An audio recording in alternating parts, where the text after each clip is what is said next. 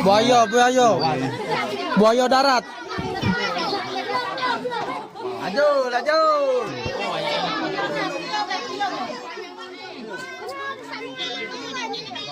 Laju.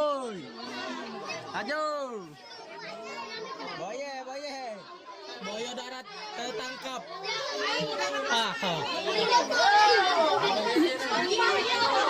Terkait buaya yang ada di Rantau Bayur, itu awalnya ditemukan oleh nelayan.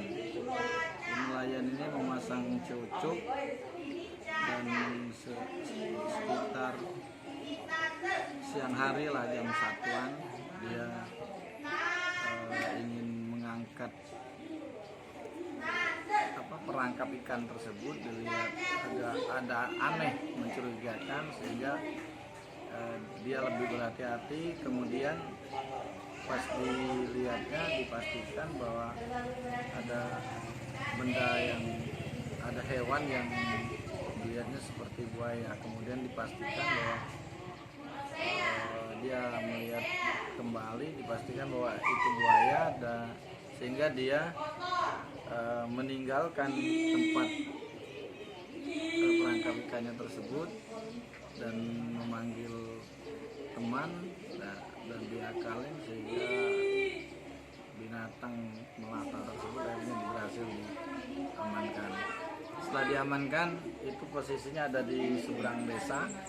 Setelah diamankan, dibawanya ke desa dan masyarakat desa, sehingga dihebohkan, terutama anak kecil yang memang tidak pernah melihat binatang tersebut.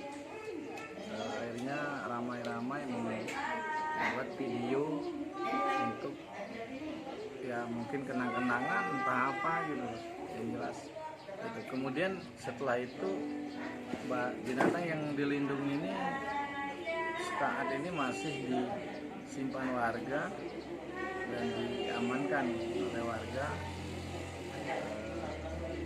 entah kemana yang akan mereka rencananya akan dibawa.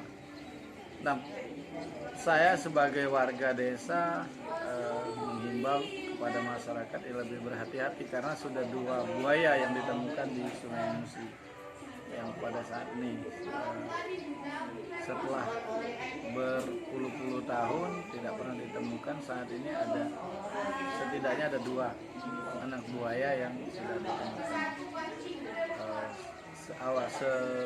Sebelumnya ditemukan di desa oleh warga Tanjung 3, desa Tanjung 3, saat ini ditemukan oleh warga desa Rantau Bayur.